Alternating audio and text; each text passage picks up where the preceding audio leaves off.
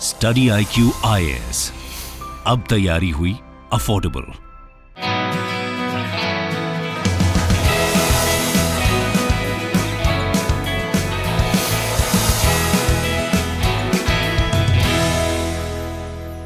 Hello and welcome to study IQ। मैं दिव्यांशी और आज मेरे साथ इस इंटरव्यू सेशन में जुड़ी हैं एक बेहद ही खास मेहमान।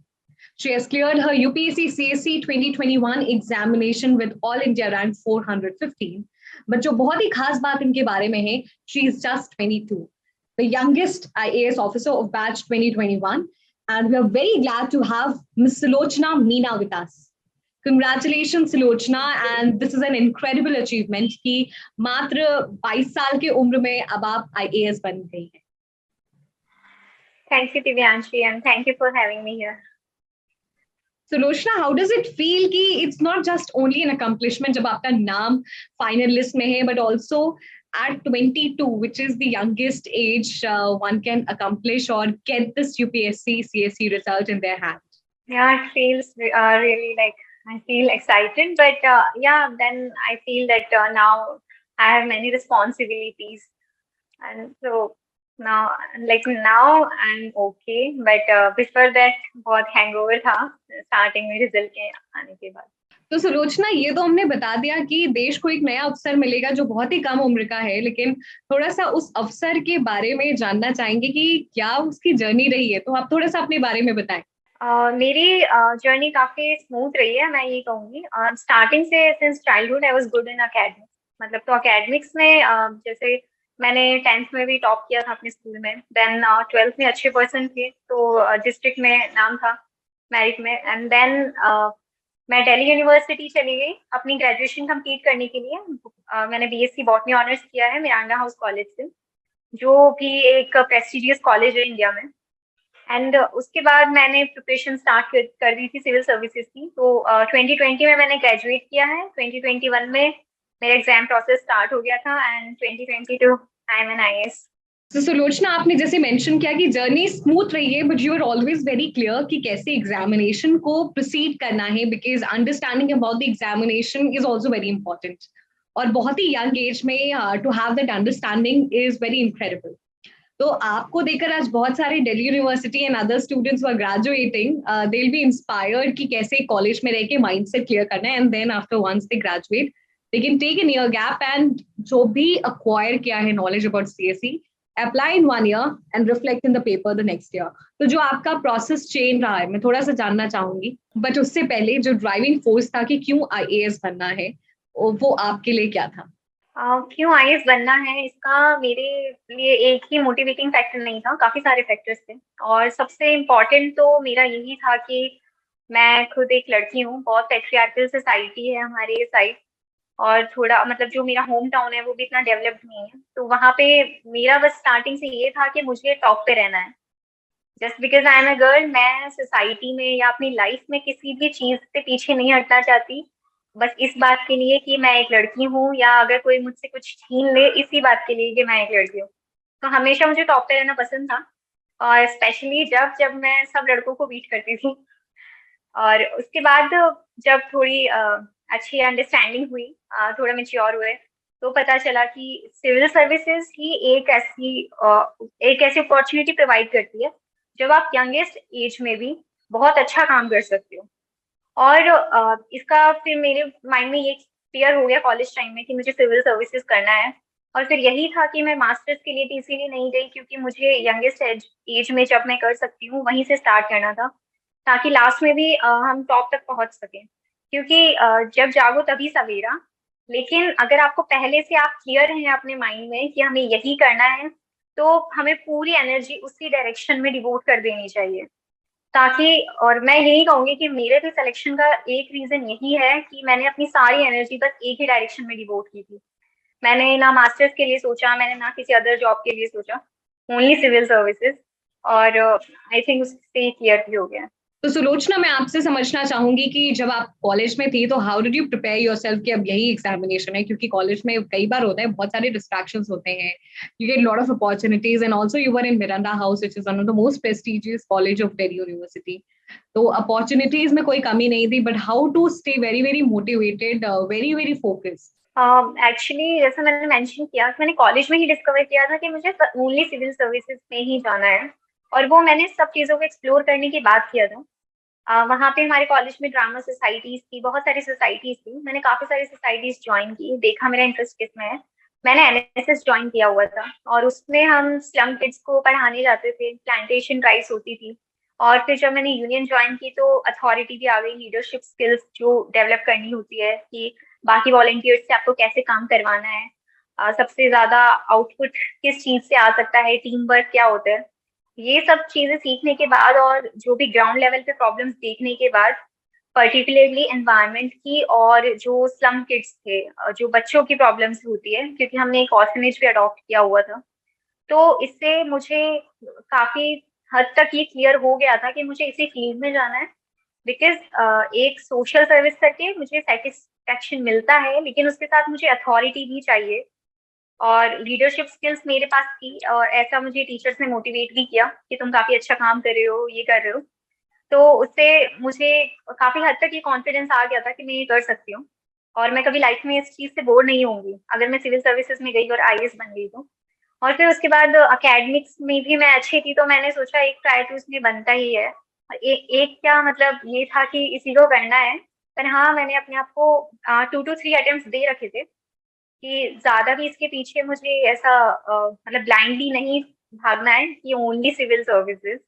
2-3 अटेम्प्ट होने के बाद मैं कुछ और डिसाइड करती हूँ कि अब मुझे क्या करना है। Because civil services is not the end of your life. अगर आपका नहीं हो रहा है सिलेक्शन, तो भी आप कंट्री में किसी भी जॉब पे हैं, किसी भी पोस्ट पर हैं, कहीं ना कहीं से आप कंट्री को उसको कंट्री को सर्व ही कर रहे हैं। और नेशन बिल्डिंग में आपका योगदान हमेशा रहेगा अगर आप ईमानदारी से, सच्चाई से अपना काम कर रहे हैं।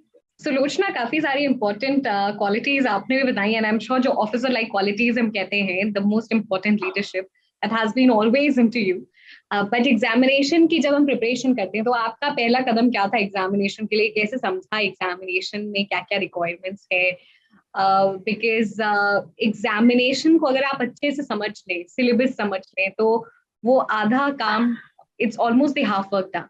बिल्कुल प्रियांशी, आपने बिल्कुल सही कहा। एक बार बस एग्जामिनेशन की डिमांड को हम समझ लें, तो इसके लिए मैंने सबसे पहले टॉपर्स की वीडियोस देखना स्टार्ट किए थे, जिसमें अर्तिका शुक्ला मैम का था, कनिष्क कटारिया सर का था, और सृष्टि देशमुख मैम। इन तीनों के मैंने वीडियोस काफी अच्छे से मैंने इनका पूरा सुना, और अपने सोर्सेज भी यहीं से नोट डाउन किए कि इन्होंने क्या क्या सोर्सेज फॉलो किए थे, और यहीं से मैंने प्रोसेस भी समझी। एक कनिष्क कटारिया सर का इंटरव्यू था, एंड उन्होंने काफी अच्छे से एक्सप्लेन की हुई थी ये सारी प्रोसेस, कि ये वाले मेंस प्री में आपको ये करना है, सी सेट में ओनली 67 मार्क्स लेके आने हैं, फिर मेंस में क्या अप्रोच रहनी चाहिए, किस चीज पे ज्यादा फोकस करना है। तो इस एग्जाम की डिमांड मुझे वहाँ पे क्लियरली ऐसा समझ में आ गया था कि एग्जाम की स्ट्रक्चर क्या है। जब एग्जाम के लिए मैंने प्रिपेयर करना स्टार्ट किया, फिर मॉक्स दिए मैंने, तो प्री के जब मैंने मॉक्स दिए थे, मुझे समझ में आ गया था कि मुझे 200 आउट ऑफ 200 स्कोर नहीं करना है, मुझे इजी और लो हैंगिंग फ्रूट्स पे ज्यादा फोकस करना है, क्योंकि 100 के आसपास ही हमेशा कट ऑफ जाती है। तो आपको हर चीज में पीएचडी करने की जरूरत नहीं है, क्योंकि ये जनरल स्टडीज होती है इसके अंदर, और सारी जनरल चीजें आती हैं। किसी भी चीज में बेवजह ज्यादा घुसने से भी आपका टाइम ही वेस्ट होता है, और टाइम, चलो आपकी नॉलेज बढ़ रही है, लेकिन आप कहीं ना कहीं दूसरी सब्जेक्ट से कॉम्प्रोमाइज करेंगे। नेक्स्ट चीज ये है कि जीएस में जो मेंस में आंसर राइटिंग की बात होती है, तो आंसर राइटिंग में भी हमें ये समझना होगा कि किसी भी पर्टिकुलर क्वेश्चन के लिए या किसी पर्टिकुलर टॉपिक के लिए आपको एट द एंड जाके 150 या 250 वर्ड्स लिखने हैं। तो आप कितना भी मटेरियल पढ़ रहे हैं, अगर आपने उसको कंसाइज नहीं किया, आपने ये नहीं सोचा कि आप इसे 3 पेजेस में कैसे लिखेंगे, तो आपका पढ़ना वेस्ट हो जाता है। बिकॉज एग्जाम में जाके आप ये सब कंसाइज नहीं कर सकते। आपको आपकी रीडिंग मटेरियल आपने कितना भी पढ़ाओ, एट द एंड उसे कंसाइज करो, अपने खुद के शॉर्ट नोट्स बनाओ, और ये सोचो कि मुझे इस टॉपिक पे ओनली 250 वर्ड्स का मटेरियल चाहिए, तो मैं उसको क्या करूँ। और इसी एग्जाम में जो आंसर राइटिंग वाली अप्रोच होती है, तो उसके लिए मैंने देख लिया था कि एक स्ट्रक्चर आपको मेंटेन करनी होती है। इंट्रो है, बॉडी है, कंक्लूजन है, और उस स्ट्रक्चर के बाद भी अंदर पॉइंट वाइज फॉर्मेट को आप ज्यादा प्रेफर करें। आपको डेटा इंक्लूड करना है, कमिटीज के नेम इंक्लूड करने हैं, तो इसलिए मैंने ओनली एग्जाम की नीड को समझते हुए कि एक पेपर के लिए मैं हर टॉपिक को यही देखती थी कि इसमें मुझे 250 वर्ड्स लिखने हैं, मैं इसमें क्या क्या इंपॉर्टेंट इंक्लूड कर सकती हूँ, मेरे इंट्रो में ये चीज आनी चाहिए, कंक्लूजन में ये चीज आनी चाहिए, और मैं बस लास्ट में यही करके आती थी। पेपर कंप्लीट करना सबसे बड़ी बात है इसमें, तो वो भी मेरा हमेशा से फोकस रहा था। तो इससे मैंने बस छोटी छोटी चीजों पे ध्यान दिया, और ये काफी इजी होती है करने को, और अगर आप इस चीज को समझ जाओ तो एग्जाम क्लियर करना भी काफी इजी हो जाता है। तो Sulochana, I want to understand कि बहुत सारे ऐसे स्टूडेंट्स हैं जो प्रिपेयर करना चाहते हैं राइट फ्रॉम द कॉलेज, तो जो आपकी पैटर्न था, जो प्रोसेस था स्टेप बाय स्टेप, कि पहले सिलेबस को देखना है, फिर PYQs को देखना है, फिर स्ट्रैटेजी फॉर्मुलेट करनी है, अगर उसको आप डिटेल में बता सकें, स्टेप बाय स्टेप प्रोसेस जो आपने फॉलो किया। तो जैसा मैंने कहा कि सबसे पहले मैंने टॉपर्स की वीडियोस देखे थे, उससे मैंने एग्जाम के पैटर्न को समझा, उसके स्ट्रक्चर को समझा। उसके बाद मैंने जो सोर्सेज नोट डाउन किए थे, उन सोर्सेज को मैंने थोड़ा एक्सप्लोर किया और देखा कि मेरे लिए क्या सफिशिएंट होगा। कोई मैंने किसी भी चीज के, किसी भी सब्जेक्ट के मैंने मल्टीपल बुक्स नहीं रखी, ओनली एक बुक एक सब्जेक्ट के लिए जो सफिशिएंट मटेरियल होता है। और जो कुछ मटेरियल रह गया सिलेबस से, मैंने सिलेबस में देखा कि ये टॉपिक्स नहीं है, तो उसका मैंने गूगल किया और उसके लिए अपना मटेरियल अलग से रख लिया। तो ये सारा मेरा सिलेबस से ओरिएंटेड था। सिलेबस का जो एक एक वर्ड लिखा हुआ है, जैसा सब टॉपिक्स कहते हैं कि आप एक वर्ड है आपके पास, उसके आप टेम्पलेट्स बना लीजिए। तो फिर मैंने प्रीवियस ईयर क्वेश्चंस देखे, और पेपर्स को देखने के बाद उसकी एक थीम होती है, उस थीम को आप कैच कर लीजिए कि इन्वायरमेंट में पोल्यूशन से ज्यादा आ रहा है या बायोडाइवर्सिटी से ज्यादा है, ऐसे इंडियन सोसाइटी की कुछ थीम्स है। तो इन सारी थीम्स को मैंने अलग से नोट डाउन कर लिया था, और उस थीम्स के अपने टेम्पलेट भी बना लिए थे इसलिए। और मेंस काफी हद तक प्रिडिक्टेबल भी होता है, तो वही टेम्पलेट्स, वही मटेरियल बाद में मेंस में भी यूज आ जाता, और क्वेश्चंस में भी यूज आ जाता था। उसके बाद ये सारा मटेरियल एक बार करने के बाद मैंने अपना टाइम टेबल बनाया पूरा। मैंने देखा कि ये मेरा एग्जाम इस मंथ में है, अब मेरे पास अगर 8 मंथ्स है तो मैं उसको कैसे यूटिलाइज करूंगी। तो मैंने मंथ वाइज अपना प्लान बनाया, पहले ईयर वाइज था, देन फिर मंथ वाइज। तो मंथ वाइज में मेरा ये था कि पहले मुझे 1 मंथ पॉलिटी को देना है, देन सेकेंड मंथ इकोनॉमी को देना है, और इकोनॉमी के साथ ही मैं इन्वायरमेंट अपना करती रहूंगी। उसके बाद उनके रिवीजन है, और साथ में उनके सेक्शनल टेस्ट दो दो लगाने हैं मुझे। और फिर नेक्स्ट मंथ में जियोग्राफी था साथ में, और जियोग्राफी के साथ ही साइंस एंड टेक था। फिर उस नेक्स्ट मंथ में बाकी के सब्जेक्ट। तो ऐसे करते करते एक एक सब्जेक्ट हो गया, और इसमें मेरा 6 मंथ्स में मेरा सारा सिलेबस एटलीस्ट 1 रीडिंग मेरी कंप्लीट हो रही थी विद सेक्शनल टेस्ट। और उसके बाद मैंने आंसर राइटिंग स्टार्ट की मेंस की, जिसमें मैंने ऐसे इंक्लूड किया और GS4 का इंक्लूड किया। इन दोनों चीजों के लिए मैंने आंसर राइटिंग तब की थी। और फिर जब प्री आने वाला था, तो प्री से 3 महीने पहले मैंने सब कुछ मेंस का सब कुछ बंद कर दिया था, और अपने प्री के मॉक्स देने स्टार्ट कर दिए थे। फिर प्री और CSET का हुआ, और उसके बाद मैंने फिर जब प्री हो गया तो ऑप्शनल दोबारा से पढ़ना स्टार्ट किया। और ऑप्शनल के रिवाइज करने के बाद फिर वापस से GS पे आई, और GS की जो मैंने कंटेंट तो काफी सारा पढ़ ही रखा था, तो मैंने आंसर राइटिंग फिर वहीं पे स्टार्ट की। और मेरी जो GS की आंसर राइटिंग है, GS 1 2 3 की, तो वो कम्प्लीटली प्री एंड मेंस के बीच की ही है। और आई वुड से कि वो काफी इजी भी है उस टाइम पे करना, बिकॉज आपने कहीं ना कहीं से आपकी राइटिंग तो इम्प्रूव हो गई है, और आपके पास कंटेंट है, तो आप उसको इजीली लिख भी लेंगे। स्टार्टिंग में बस थोड़ी प्रॉब्लम आती है। उसके बाद मेंस हो गया था, और मेंस के बाद मेरा फॉरेस्ट भी क्लियर हो गया था, तो मैंने फॉरेस्ट के लिए थोड़ा सा प्रिपेयर किया।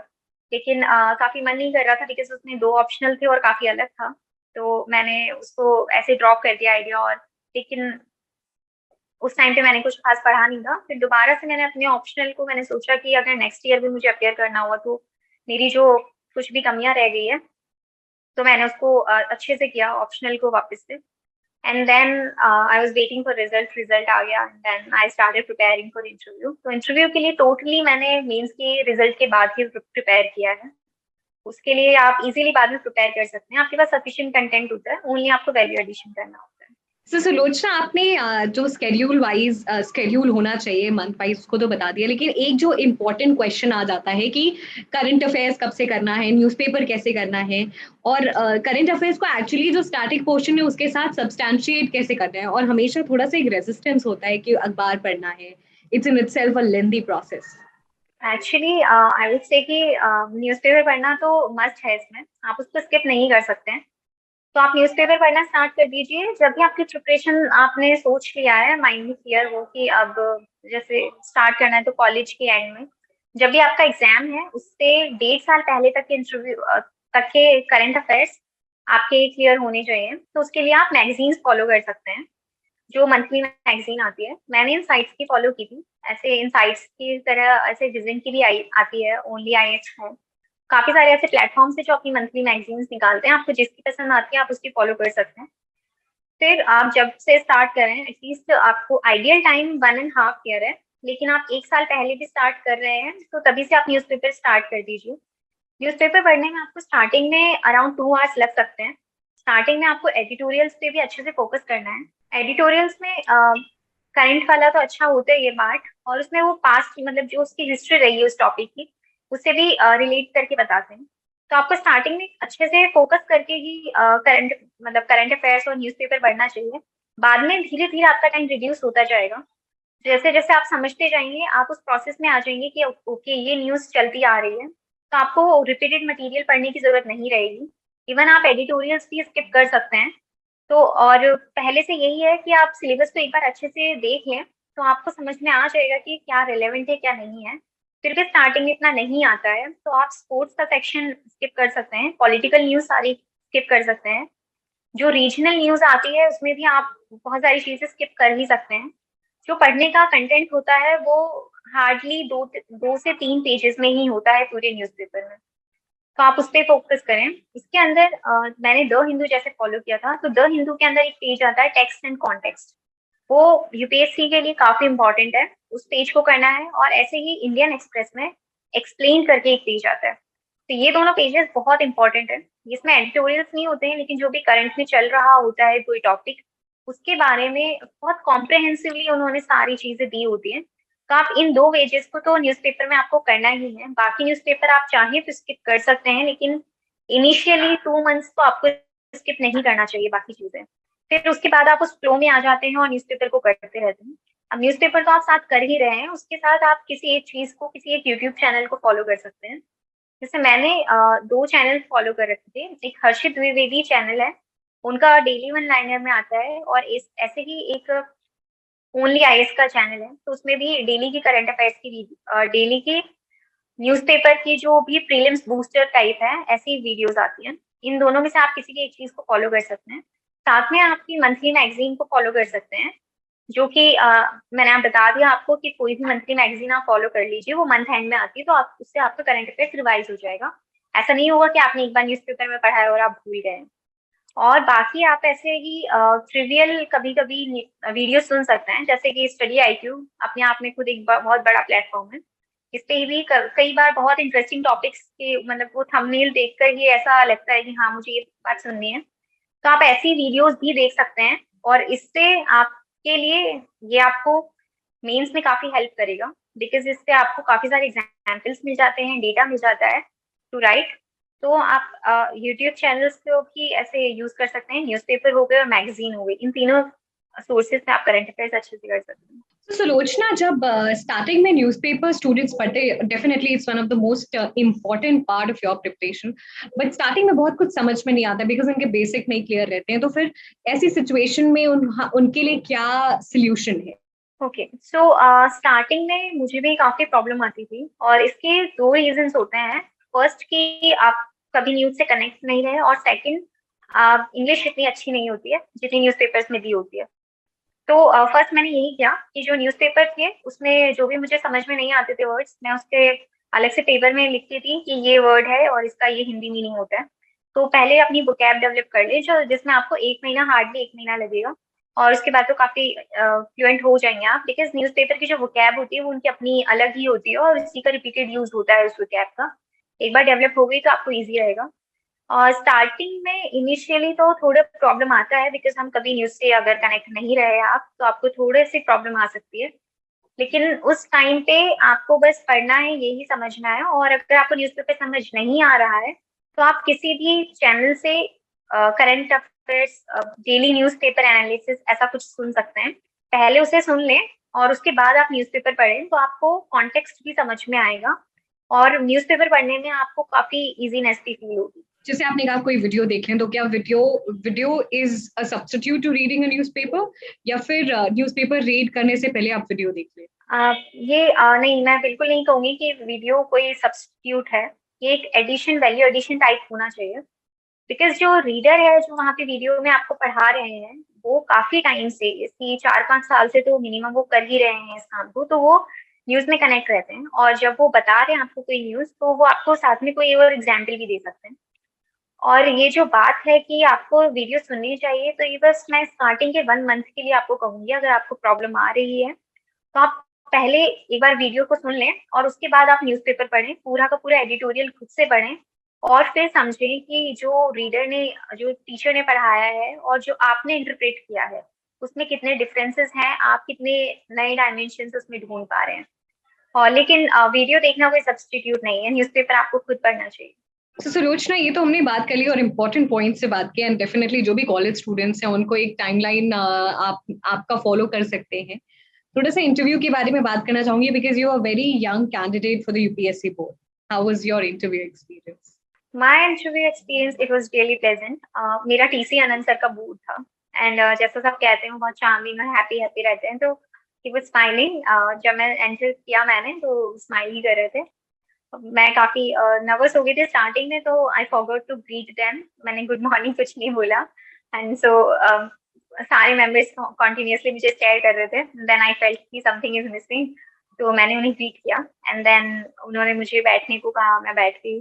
फिर चेयरपर्सन सर से ही आनंद सर ने ही क्वेश्चनिंग स्टार्ट की थी और उन्होंने मेरे बायोडेटा से ही वो देखा डेस्क से कि आप मिरांडा हाउस से हैं और आपने एनएसएस में पार्ट लिया था, तो आपका एनएसएस का एक्सपीरियंस कैसा रहा? उसके बारे में बताया। एनएसएस में हमारे एक प्रोजेक्ट था सद्भावना, उसके बारे में उन्होंने पूछा, वो बताया।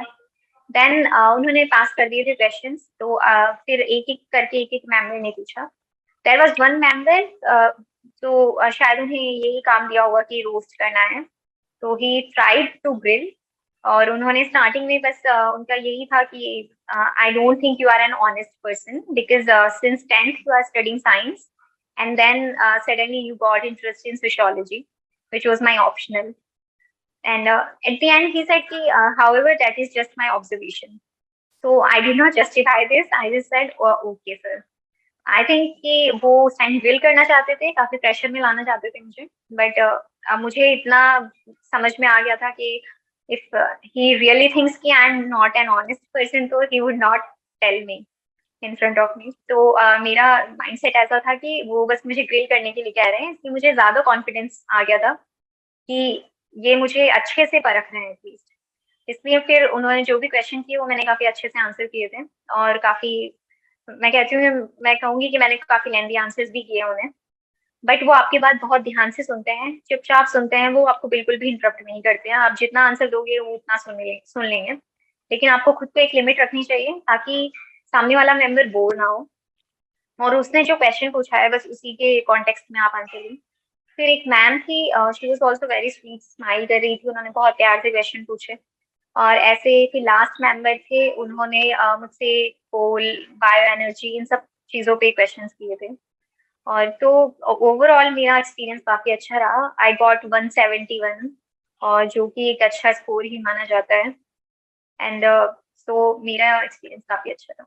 कुछ सिचुएशनल क्वेश्चंस भी आपसे पूछे गए? नो, सिचुएशनल क्वेश्चन ऐसे नहीं थे, बट बस यही था कि विमेन एम्पावरमेंट के लिए आप क्या करेंगे, लिटरेसी रेट बढ़ाने के लिए आप क्या करेंगे, जो विमेन की लेबर फोर्स पार्टिसिपेशन रेट है वो कम है, तो उसके लिए आप क्या करेंगे, कोल को फेज आउट करने के लिए आप क्या करेंगे। तो नॉट सिचुएशनल क्वेश्चन, बट हाँ थोड़ा पर्सनैलिटी बेस्ड क्वेश्चन ज़्यादा थे कि how would I do this. Session के एंड में है सभी एस्पिरेंट्स के लिए, स्पेशली जो कॉलेज में है and they want to prepare for UPSC CSE and become like you, कुछ final tips suggestion? Final tips, first be clear why. अगर आपको आपका मन क्लियर नहीं है कि मुझे ये करना है या मैं एमबीए कर लूँ, पैसा कमा लूँ या अब्रॉड चले जाऊँ, तो इस इतने अनक्लियर माइंड के साथ ये क्लियर नहीं हो सकता है। आपको अपना फुल फोकस, फुल एनर्जी इसके लिए देना होगा।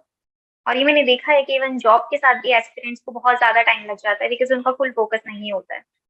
तो आपका सबसे ज्यादा फोकस इस चीज पे होना चाहिए। सेकंड है कॉन्फिडेंस। आपको अपने अंदर कॉन्फिडेंस होना चाहिए, फेथ होना चाहिए कि I can clear this. Only वही बच्चे नहीं जिनका एकेडमिक करियर बहुत अच्छा रहा है, जिनका नहीं रहा है आप उनके उन इंस्पिरेशनल फिगर्स को देखिए। For example Junaid Ahmed sir हैं जो AIR 3 थे, उनका भी एकेडमिक करियर तो इतना अच्छा नहीं था but still he got AIR 3। तो एकेडमिक करियर्स में होना बहुत जरूरी नहीं है। आप जिस वक्त भी पढ़ना अच्छे से स्टार्ट करेंगे, आप बस अपने कॉन्सेप्ट्स क्लियर करिए, आप इस एग्जाम की डिमांड को समझ लीजिए, आपका भी सिलेक्शन उतनी ही स्मूथली हो सकता है जितना किसी इंटेलिजेंट बच्चे का हो सकता है। एंड थर्ड यही है कि आप मिनिमम सोर्सेज फॉलो करिए और उसी का multiple revision revision revision revision आप इसकी है। रिवीजन एंड मॉक्स के बिना मुझे नहीं लगता कि एग्जाम क्लियर हो सकता है, तो इसलिए आप रिवीजन पे और मॉक्स पे काफी ज्यादा फोकस करें। Thank you so much Sulochana, और पूरी टीम की तरफ से ढेर सारी शुभकामनाएं for the new journey that's beginning. All the very best. Study IQ IAS, अब तैयारी हुई अफोर्डेबल।